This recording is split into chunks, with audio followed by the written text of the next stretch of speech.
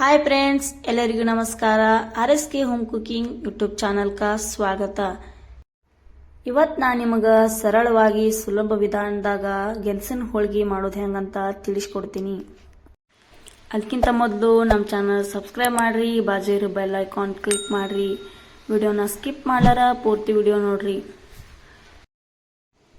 ಈಗ ಒಂದು ಬೋಗಾಣಿ ತಗೊಂಡೀವಿ, ಅದ್ರಾಗ 10 ಗೆಣಸಿನಕಾಯಿನ ಹಾಕಾಕತ್ತೀವಿ ನೋಡ್ರಿ. ಈಗ ಇದಕ್ಕೆ ಮ್ಯಾಲೆ ಒಂದು ಕಾಟನ್ ಬಟ್ಟಿನ ಮುಚ್ಕೊಂಡು ಅದ್ರ ಮ್ಯಾಲೆ ಒಂದು ಸ್ವಲ್ಪ ನೀರನ್ನ ಚಿಮ್ಕಿಸಿ ಒಲಿ ಮೇಲೆ ಇಟ್ಕೊಳಕತ್ತೀವಿ ನೋಡ್ರಿ. ಮ್ಯಾಲೊಂದು ಮುಚ್ಚಳ ಮುಚ್ಚಿ ಇದನ್ನು ಒಂದು 20 ನಿಮಿಷ ಹಿಂಗೆ ಬಿಡಬೇಕು. ಒಂದು 20 ನಿಮಿಷ ಆದಮೇಲೆ ಇಲ್ಲಿ ನಿಮ್ಗೆ ತೋರ್ಸಾಕ್ತೀವಿ ನೋಡ್ರಿ. ಗೆಣಸು ಇಷ್ಟು ಬೇಯ್ದ್ರೆ ಸಾಕಾಗುತ್ತ್ರಿ. ಜಾಸ್ತಿ ಹೊತ್ತು ಬೇಯಿಸಿದ್ರೆ ಗೆಣಸಿನ ಹೋಳಿಗೆ ಮಾಡೋದು ಸ್ವಲ್ಪ ಕಷ್ಟ ಆಗುತ್ತ್ರಿ. ಒಂದು ಸ್ವಲ್ಪ ಗಟ್ಟಿನ ಇರ್ಬೇಕ್ರಿ. ಈಗ ನೋಡ್ರಿ, ಗೆಣಸಿನ ಸಿಪ್ಪಿ ಎಲ್ಲ ತಕ್ಕೊಂಡು ಅದನ್ನ ಕೈಲೇ ಸ್ಮ್ಯಾಶ್ ಮಾಡ್ಕೊಳಕ್ತೀವಿ ನೋಡ್ರಿ. ಪೂರ್ತಿಯಾಗಿ ಗೆಣಸನ್ನ ಸ್ಮ್ಯಾಶ್ ಮಾಡ್ಕೊಂಡಾದ್ಮೇಲೆ ಒಂದು ಸ್ವಲ್ಪ ಬೆಲ್ಲ ಹಾಕಿ ಮಿಕ್ಸ್ ಮಾಡ್ಕೊಳಕ್ತೀವಿ ನೋಡ್ರಿ.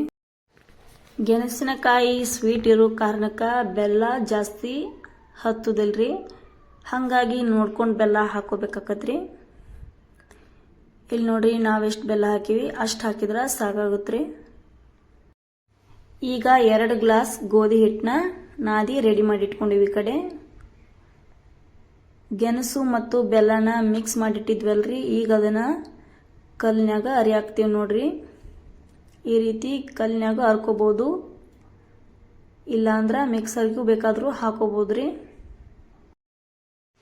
ನಿಮಗೆ ಹೆಂಗೆ ಅನುಕೂಲ ಆಗುತ್ತಾ ಹಂಗ ಗೆಣಸಿನ ಹೂರ್ಣನ ರೆಡಿ ಮಾಡ್ಕೋಬಹುದು ನೋಡ್ರಿ. ಹೆಂಗೆ ನಿಮಗೆ ಸುಲಭ ಅನ್ಸುತ್ತಾ ಹಂಗ ಗೆಣಸಿನ ಹೂರ್ಣನ ರೆಡಿ ಮಾಡ್ಕೋಬೇಕು. ನಾವಿಲ್ಲಿ ಇದನ್ನ ಅರ್ಧ ರೆಡಿ ಮಾಡ್ಕೊಳ್ತೀವ್ರಿ. ಈಗ ನೋಡ್ರಿ, ಎಲ್ಲಾನು ಪೂರ್ತಿಯಾಗಿ ಹರ್ಕೊಂಡಾದ್ಮೇಲೆ ಇಲ್ಲಿ ನಿಮ್ಗೆ ತೋರ್ಸಾಕ್ತೀನಿ. ಇಷ್ಟು ಸಣ್ಣಾಗಿದ್ರ ಸಾಕ್ರಿ, ಯಾಕಂದ್ರೆ ಹೋಳಿಗೆ ಮಾಡ್ಬೇಕಂದ್ರೆ ಹೂರ್ಣ ಸ್ವಲ್ಪ ಸಣ್ಣಗನೆ ಇರಬೇಕಾಗುತ್ತಾ. ಈಗ ನಾದಿಟ್ಟಂತಹ ಗೋಧಿ ಹಿಟ್ಟನ್ನ ಹೋಳಿಗೆ ಅದಕ್ಕೆ ಸ್ವಲ್ಪ ನೀರು ಚಿಮ್ಕಿಸಿ ಈ ರೀತಿ ಕಲ್ಲಾಗ ಜಜ್ಜಿ ರೆಡಿ ಮಾಡ್ಕೊಳಕ್ತೀವಿ ನೋಡ್ರಿ.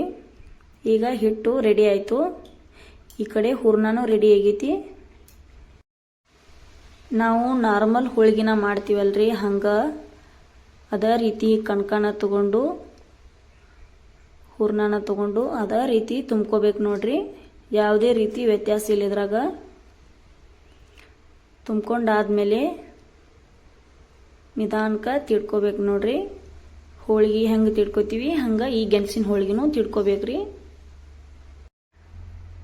ಹೋಳಿಗೆ ಚಪಾತಿ ಯಾವುದೇ ಮಾಡುವಾಗ ನಾವು ಯಾವಾಗಲೂ ನಡು ತೀಡಬಾರ್ದ್ರಿ. ಈ ರೀತಿ ದಂಡಿ ತಿಡ್ಕೋಬೇಕು ನೋಡ್ರಿ.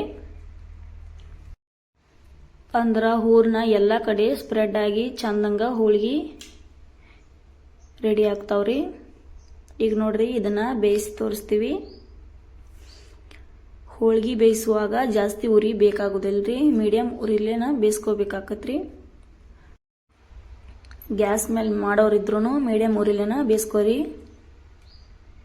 ಈಗ ನೋಡ್ರಿ, ಹೋಳಿಗೆ ಬೇಯಿತು. ಇನ್ನೊಂದು ಹೋಳಿಗೆ ಮಾಡಿ ತೋರಿಸ್ತೀವಿ ನಿಮ್ಗೆ. ಅದೇ ರೀತಿ ತುಂಬ್ಕೋಬೇಕು ನೋಡ್ರಿ. ನಾವು ಹೋಳಿಗೆ ಹೆಂಗೆ ತುಂಬ್ಕೋತೀವಿ ಈ ಗೆಣಸಿನ ಹೋಳಿಗೆನೂ ಹಂಗೆ ತುಂಬ್ಕೋಬೇಕು. ಈಗ ಒಂದು ಸ್ವಲ್ಪ ಎಣ್ಣೆ ಹಚ್ಚಿ ನಿಧಾನಕ್ಕೆ ತಿಡ್ಕೋಬೇಕು ನೋಡ್ರಿ.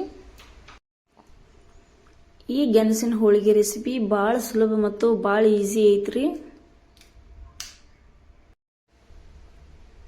ಈಗ ನೋಡ್ರಿ, ಈ ಹೋಳಿಗೆನೂ ಬೇಯಿಸಿ ತೋರಿಸ್ತಾನು.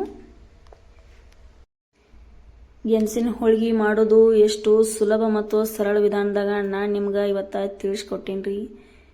ಹೋಳಿಗೆ ಬೇಯೋದು ನೋಡಿದ್ರೆ ನಿಮ್ಗೆ ಗೊತ್ತಾಗತ್ತಿರ್ಬೇಕ್ರಿ ಎಷ್ಟು ಸಾಫ್ಟ್ ಆಗಿ ಎಷ್ಟು ಮಸ್ತ್ ಹಂಗ ರೆಡಿ ಆಗ್ಯಾವ ಅಂತ ಹೇಳಿ. ನೀವು ಇದೇ ರೀತಿ ಗೆಣಸಿನ ಹೋಳಿಗೆ ಮಾಡ್ಕೊಂಡು ತಿನ್ರಿ, ಹೆಂಗಾಗ್ಯಾವ ಅಂತ ಹೇಳಿ ಕಮೆಂಟ್ನಾಗ ತಿಳಿಸ್ರಿ. ನಮ್ಮ ಚಾನಲ್ನ ಸಬ್ಸ್ಕ್ರೈಬ್ ಮಾಡ್ರಿ, ಹಂಗೆ ಬಾಜು ಇರೋ ಬೆಲ್ ಐಕಾನ್ ಕ್ಲಿಕ್ ಮಾಡ್ರಿ. ಇದೇ ರೀತಿ ನಮ್ಮ ಚಾನಲ್ಗೆ ಸಪೋರ್ಟ್ ಮಾಡಿರಿ. ಈ ವಿಡಿಯೋನ ಪೂರ್ತಿ ನೋಡಿದ್ದಕ್ಕೆ ನಿಮಗೆಲ್ಲರಿಗೂ ಧನ್ಯವಾದಗಳು.